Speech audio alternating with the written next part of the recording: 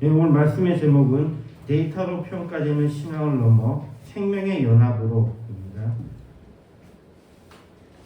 2024년 초 특별한 영상 하나가 공개되었습니다. 비에 젖은 밤거리를 걷는 한 여성의 모습이 담긴 1분 남짓의 영상이었습니다.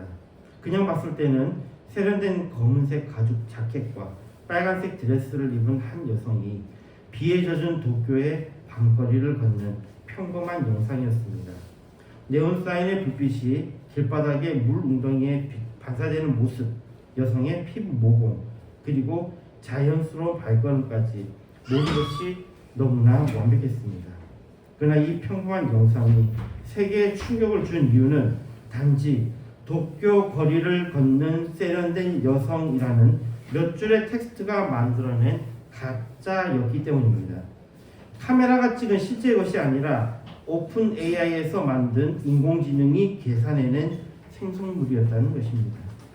이에 전 세계 사람들은 이제 영화와 현실을 구분하는 것은 불가능해졌다며 경악했던 것입니다. 우리는 이제 눈으로 직접 보고도 그것이 생명인지 아니면 데이터인지 구분할 수 없는 그런 세상에 살고 있습니다. 인공지능이 진짜보다 더 진짜 같은 가짜를 만들어내고 있습니다. 수도사가 성경을 읽고 있는 아주 경건한 모습이나 노숙자가 빗속에서 기도하는 간절한 눈빛을 담은 사진들에 많은 사람들이 그 사진을 보고 감동의 눈물을 흘리고 좋아요를 누릅니다. 하지만 알고 보니 그 사진은 복잡한 인간의 감정을 전혀 경험하지 못한 인공지능이 생성해낸 이미지였습니다. 사진뿐만 아닙니다. 최근 한 유명 대학교에서는 학생이 제출한 에세이가 너무나 완벽해서 교수가 극찬을 아끼지 않았다고 합니다. 그러나 나중에 확인해 보니 챗 GPT가 작성한 글이었다는 사실이 밝혀져 큰 충격을 주기도 했습니다. 심지어 인공지능이 쓴 설교문이 강단에서 선포되고 있고 인공지능이 상담해주는 영성 조언이 사람들을 위로하는 시대가 되었습니다. 오늘 우리는 양과 염소에 대한 본문 말씀을 읽었습니다. 그날에는 양과 염소가 나뉠 것입니다. 분명하게 나뉠 것입니다. 그러나 오늘의 주제는 이 분명한 것이 지금 우리가 알 수 있는가에 대한 질문입니다. 우리는 인공지능이 쓴 에세이에 속고 인공지능이 만든 눈물에 속습니다. 이런 우리가 교회 안에서 세상 속에서 저 사람이 양이다, 저 사람이 염소다 라고 확신했던 그 판단이 과연 안전한 것인가에 대해서 나누려고 합니다. 1950년 10월에 발행된 논문 Computing Machinery and Intelligence, 우리말로 번역하면 컴퓨팅 기계와 지능 정도의 글에서 저자인 앨런 튜링은 다음과 같은 문장으로 그의 생각을 펼칩니다. I propose to consider the question, can machines think? 이 번역하면 저는 기계는 과연 생각할 수 있을까? 라는 질문에 대해서 생각해 볼 것을 제안합니다. 됩니다. 이렇게 시작된 논문에서 튜링 테스트라 불리는 흥미로운 제안을 하나 합니다. 한 방에 판별사가 있고 보이지 않는 다른 방에 사람과 기계가 있습니다. 판별사는 텍스트로 질문을 던집니다. 그때 누가 기계인지 인간인지 구별해내지 못한다면 그 기계는 지능을 가졌다고 보자는 것입니다. 지금 우리는 이 텍스트가 무의미의 시대를 살고 있습니다. 인공지능이 내놓은 텍스트가 인간의 것보다 더 인간답기 때문입니다. 그런데 여기서 우리가 주목해야 할 사실이 있습니다. 판별사가 속아 넘어가는 이유는 그가 무능해서가 아니라 그가 가진 정보가 제한된 경험이기 때문이라는 것입니다. 그 벽 넘어 있는 존재에 숨결을 느끼지 못합니다. 그가 고통 속에 흘리는 땀방울을 보지 못합니다. 오직 모니터에 뜨는 박제된 글자 몇 줄로 상대를 판단해야 합니다. 사실 인간의 많은 부분들은 이렇게 작동합니다.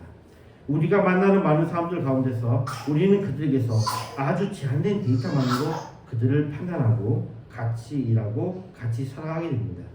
이렇게 보면 우리의 삶은 일종의 튜링 테스트와 같은 것입니다. 우리는 누군가를 판단할 때 그 사람의 전 생애를 펼쳐놓고 보지 못합니다.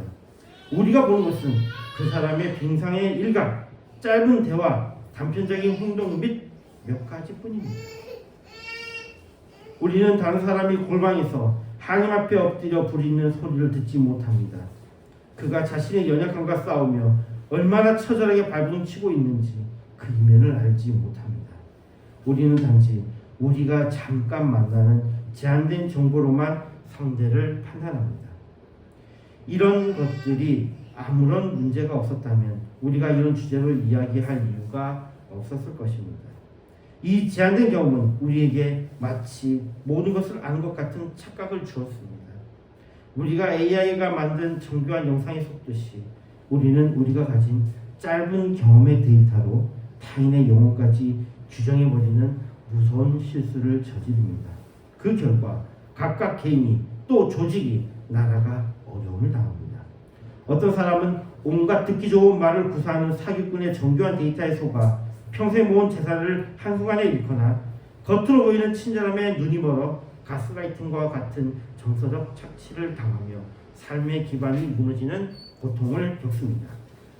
어떤 조직은 면접 때의 화려한 이력과 뛰어난 말솜씨에 유능한 인재라 믿어 채용했지만 실상은 후배들을 가혹하게 다루며 동료들의 열정을 갉아먹는 사람을 잘못 채용하므로 이로 인해 팀워크가 와해되고 공동체의 성장이 멈추는 큰 대가를 치릅니다. 또 잘못된 채용은 회사의 공금을 횡령하므로 회사를 어렵게 만들기도 하고 어떤 경우에는 회사의 기밀을 팔아넘김으로 개인의 배는 채우지만 다른 사람들의 삶을 파괴시킵니다. 대중의 눈높이에 맞춘 세련된 이미지와 선동적인 공약이라는 박제된 정보에 속아 지도자를 잘못 선택함으로써 국격이 추락하고 사회적 갈등이 깊어지며 국민 전체가 돌이킬 수 없는 시대적 손실을 감당해야 하는 상황에 놓이기도 합니다. 인공지능이 만든 가짜 영상에 눈이 멀듯 우리가 규정해버린 타인의 겉모습에 속아 치르는 대가는 이토록 뼈아프고 실제적입니다. 오늘 본문 말씀 봅시다. 마태복음 25장 31절 33절입니다. 인자가 자기 영광으로 모든 천사와 함께 올 때에 자기 영광의 보좌에 앉으리니 모든 민족을 그 앞에 모으고 각각 구분하기를 목자가 양과 염소를 구분하는 것과 같이 하여 양은 그 오른편에 염소는 왼편에 두리라. 매우 단호하고 명확하게 말씀합니다. 인자가 영광의 보좌에 앉아 모든 민족을 그 앞에 모으고 목자가 양과 염소를 구분하듯 분명하게 가릴 것이라고 말씀하십니다. 이 구분에는 중간 지대가 없습니다. 오른쪽이 아니면 왼쪽, 영원한 형벌이 아니면 영원한 생명뿐입니다. 성경은 이 구분이 반드시 일어날 일임을 선포합니다. 그러나 우리가 여기서 직면해야 할 진실은 이 구분은 확실한 사건임에도 불구하고 그것을 수행하는 능력은 우리에게 주어지지 않았다는 사실입니다. 양과 염소를 구분하는 것은 주님만이 하십니다. 우리가 하는 것이 아닙니다. 심지어 양은 염소와 함께 뒹굽니다. 함께 음식을 먹습니다. 전혀 경계하지 않습니다. 양과 염소를 구분하지 못합니다. 비유에서 양과 염소가 우리 인간을 의미한다면 인간은 서로가 양인지 염소인지 서로를 구분하지 못한다는 그런 인상을 줍니다. 더하여 마태복음 13장 24절에서 42절의 말씀도 함께 살펴봅시다. 이 말씀은 좋은 씨와 가라지의 비유에 대한 말씀입니다. 주인은 밭에 분명히 좋은 씨를 뿌렸습니다. 그런데 나중에 보니 가라지가 함께 자라고 있었습니다. 종들은 조급하게 묻습니다. 28절 봅시다. 종들이 말하되 그러면 우리가 가서 이것을 뽑기를 원하시나이까? 여기에 대해서 29절에 주인이 다음과 같이 대답합니다. 주인이 가로되 가만두어라. 가라지를 뽑다가 곡식까지 뽑을까 염려하노라. 여기에 주님께서 친히 비유를 풀어주십니다. 마태복음 13장 37절에서 39절입니다. 대답하여 가라사대 좋은 씨를 뿌리는 이는 인자요 밭은 세상이요 좋은 씨는 천국의 아들들이요 가라지는 악한 자의 아들들이요 가라지를 심은 원수는 마귀요 추수 때는 세상 끝이요 추수꾼은 천사들입니다. 우리는 우리가 가진 짧은 지식과 경험으로 저것은 가라지야 라고 확신하지만 그리고 뽑아내려고 안달하지만 주님은 그것을 그대로 두라고 하십니다. 어쩌면 우리가 그것을 구분할 능력이 없다는 것을 말씀하고 계시는지 모르겠습니다. 우리가 가라지라고 생각하고 뽑은 그것이 사실은 주님이 아끼는 좋은 씨의 열매일 수도 있다는 것입니다. 거기에 더해 이 비유에서 가라지를 뽑을까요? 라고 물었던 자들은 심지어 인간이 아니라 천사들입니다. 이 말씀은 천사들도 모른다는 것입니다. 천사들도 구분할 수 없다는 말씀입니다.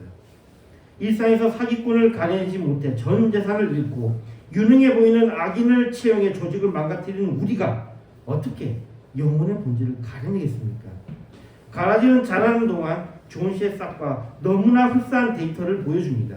하지만 그것이 맺은 열매는 참된 열매인지는 오직 추수 때에 주인이 판단하실 것입니다. 결국 우리는 다시 겸손의 자리로 돌아올 수밖에 없습니다. 국가도, 조직도, 개인도 그토록 자주 오판하는데 하물며 영원한 생명을 가르는 일을 우리가 어떻게 감히 수행할 수 있겠습니까? 좋은 씨와 가라지를 가르는 권한은 오직 주인의 손에 있습니다. 우리는 그저 같은 밭에서 자라는 존재일 뿐입니다. 이 무력함을 인정할 때 비로소 우리는 타인을 정죄하는 교만을 멈추고 오직 하나님의 국률만을 구하게 되는 것입니다. 우리는 앞서 일상의 사례들을 살펴보았습니다. 국가라는 거대한 공동체조차 나라를 속이고 민족을 이용하려는 정직하지 못한 자들을 가려내지 못해 곤란을 겪습니다. 수많은 전문가가 포진한 기업조차 조직의 기밀을 팔아넘기거나 공금을 횡령할 자를 유능한 인재로 오판하여 무너집니다. 하물며 개인은 어떻습니까? 가장 가깝다고 믿었던 이에게 사기를 당하고 배신을 당하면서도 우리는 그가 내미는 정교한 가짜 데이터 앞에 속절없이 무너집니다. 사회의 시스템도 조직의 인사 검증도 개인의 직관도 이토록 처참하게 실패한다면 보이지 않는 영혼의 능력은 어떻겠습니까? 눈에 보이는 돈의 흐름도 가려내지 못하고 뻔히 보이는 거짓 공약도 분별하지 못하는 우리가 어떻게 한 인간의 깊은 내면에 흐르는 하나님의 생명을 판별할 수 있겠습니까? 우리는 타인의 영혼이 양인지 영성인지 구분할 능력이 전혀 없습니다. 튜링 테스트의 벽 앞에서 좌절하듯 우리는 영혼의 실체 앞에서 철저히 무력한 존재들입니다. 이것이 우리의 전적 무능함이자 인신론적 한계입니다. 세상은 더 정교한 알고리즘과 검증 시스템을 만들며 가짜를 걸러낼 수 있다고 유혹하지만 신앙은 우리에게 전혀 다른 길을 제시합니다. 내가 타인을 그리고 나 자신조차 구분할 수 없다는 이 처절한 한계를 인정하는 것이 바로 거기서부터 진짜 신앙이 시작된다는 것입니다. 그래서 우리에게 가장 필요한 것은 분석력도 통찰력도 아닙니다. 우리에게 가장 필요한 것은 바로 그것은 겸손입니다. 우리가 이 한계를 인정하고 겸손해질 때 비로소 우리는 타인을 향한 날선 칼날을 내려놓고 하나님의 주권 앞에 엎드려 절대적 의존의 자리로 나아갈 수 있게 됩니다. 우리는 지금까지 인간의 인신론적 한계를 고백했습니다. 심지어 구분하는 것에 대해서는 천사조차도 가라지를 가려내지 못한다고 말씀하는데 우리가 어떻게 할 수 있겠습니까? 그렇다고 아무것도 알 수 없으니 그저 손을 놓고 있어야 할까요? 오늘 본문 말씀 마태복음 25장의 마지막 부분에서 우리에게 놀라운 답을 제시합니다. 임금은 양과 염소를 가르신 후 그 근거를 단 하나의 기준으로 설명하십니다. 이것은 심오한 신학적 지식도 아니고 화려한 종교적 경력도 아닙니다. 그것은 바로 지극히 작으자 하나에게 행하는 선행이었습니다. 마태복음 25장 35절을 봅시다. 내가 주일 때에 너희가 먹을 것을 주었고 목마를 때에 마시게 하였고 나그네 되었을 때에 영접하였고 여기에 신앙의 신비가 있습니다. 우리는 타인의 영혼이 양인지 염소인지 최종적으로 판단할 권한은 없지만 적어도 그가 어떤 방향을 향하고 있는지는 그가 흘려보내는 선행의 온도를 통해 느낄 수 있습니다. 심지어 비록 누군가가 악한 의도를 품고 우리를 속이려 선행을 베푼다 할지라도 그 기만적인 선행조차도 이 세상의 냉기를 더하는 정죄보다는 낫습니다. 만약 사기꾼이 선행으로 우리를 속이려 한다면 역설적으로 그 과정에서 굶주린 자가 먹게 되고 헐벗은 자가 입게 되는 결과가 나타납니다. 속이려는 자들을 조차 선행의 굴레 안에서 움직여야 하는 세상이라면 그것은 정죄와 불신이 가득한 세상보다 훨씬 나은 곳이 될 것입니다. 야고보서 2장 18절에 말씀합니다. 보기 가로되 너는 믿음이 있고 나는 행함이 있으니 행함이 없는 내 믿음을 내게 보이라. 나는 행함으로 내 믿음을 내게 보이리라. 양과 염소를 구분할 수 없어도 내가 양인지 염소인지는 알 수 있습니다. 내가 그리스도를 주로 시인하며 내가 선을 행하기 위해서 열심을 가진다면 나는 적어도 아직은 완전하게 모르겠지만 양일 수 있습니다. 우리는 벽 데이터 너머에 있는 벽 너머에 있는 그 사람의 본질을 데이터로 확정 지을 수는 없습니다. 하지만 우리는 서로에게 우리의 믿음을 행함이라는 천상의 언어로 번역하여 보여줄 수는 있습니다. 보여주어야 합니다. 우리가 겸손해야 하는 이유는 타인을 용서하고 정죄하지 않기 위함이지 선행을 멈추기 위함이 아닙니다. 오히려 내가 양인지 염소인지 알 수 없기에 우리는 더욱더 간절하게 주님의 마음을 담는 선행의 자리로 나아가야 할 것입니다. 내가 내민 한 달의 물이, 내가 건넨 따뜻한 눈길이 비록 완벽하지 않은 나의 손을 거쳤을지라도 주님은 그것을 통해 하나님의 나라를 구분해 가십니다.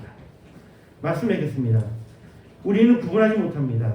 그리고 그것은 더 중요한 것인데 심지어 왜 그렇게 구분되었는지도 몰랐다는 것에 주목해야 합니다.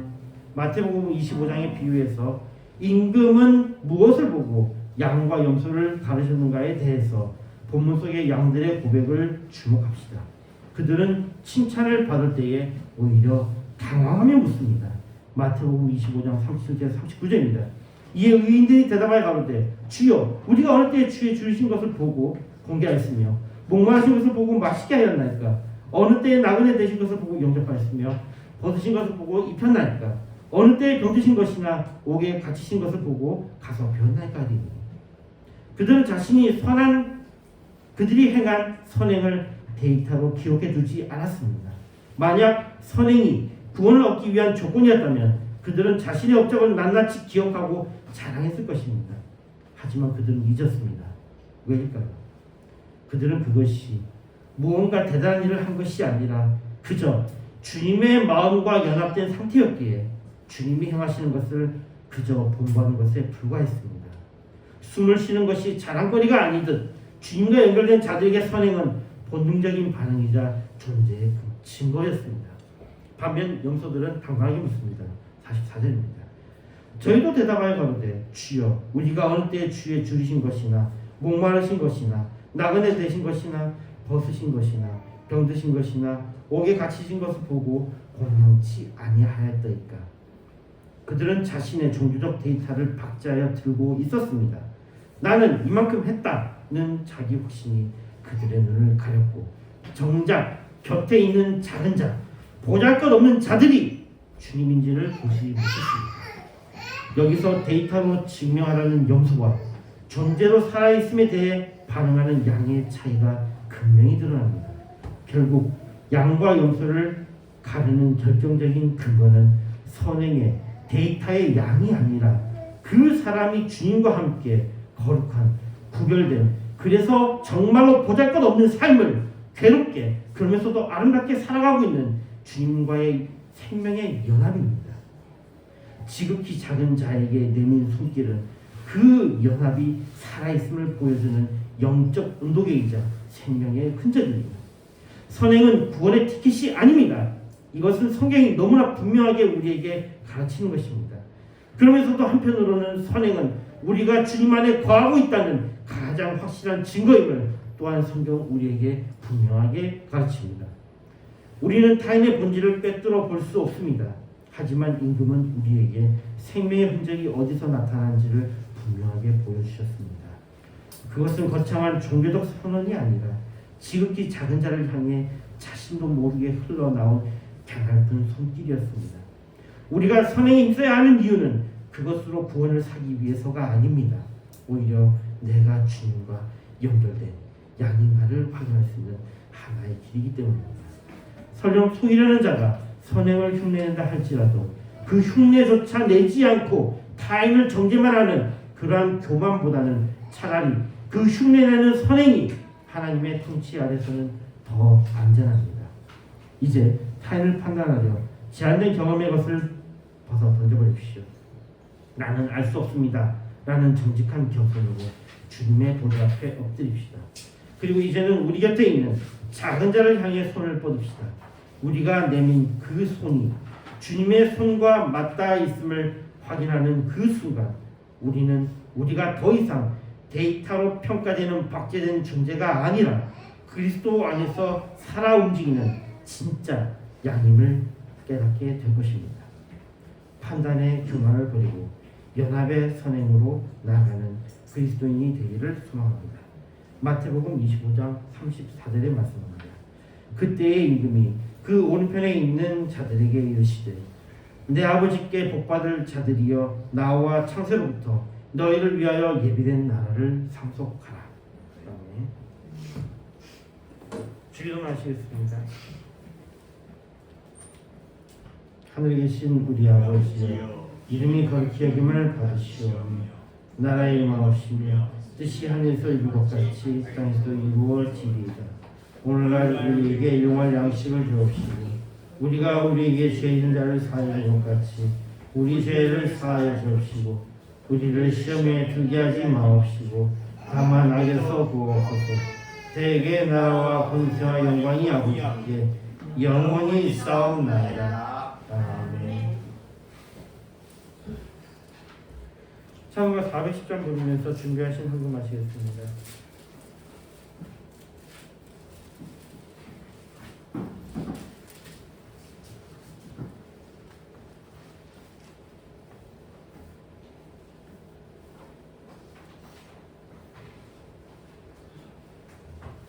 찬송가 410장입니다.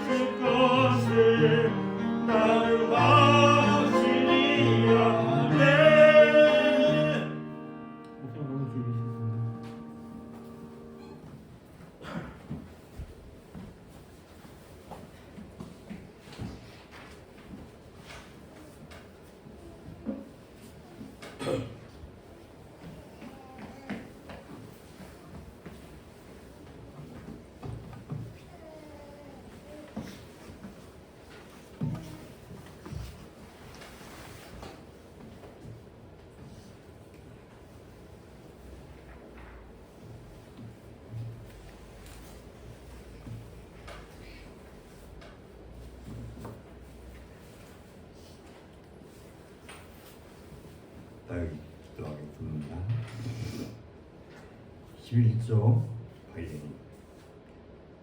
재영은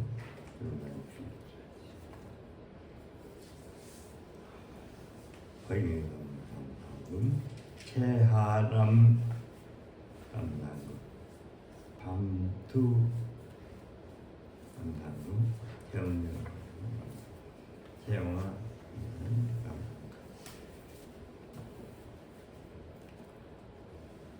좋으신 하나님 감사합니다. 오늘 또 저들에게 복되고 귀한 날을 주시고 하나님 앞에 예배드릴 수 있도록 은혜를 주신 것을 감사합니다. 우리가 예수를 구주 믿는 이 놀라운 사실, 이 귀한 보배를 받았사오니 이 사실 땅끝까지 이르러 증인에게 부족함이 없도록 전도가 되어지는 복음을 전하는 저들에게 부족함이 없도록 은혜 비어 주옵소서. 11조로 감사할 수 이런 몸으로 드린 손길 주님 은혜 입혀 주시다. 그 손길이 복된 손길이 되게 하시고 그 손길이 사람 살리는 손길이 되게 하시고 그 손길이 우리 하나님을 영원롭게 하는 손길 되게 하여 주옵소서. 이 예물이 쓰여진 곳에 하나님의 나라가 확장되게 하시고 사람 살리고 영혼 살리게 하옵소서. 예수님의 이름으로 기도드리옵나이다. 아멘. 산모가 1장입니다.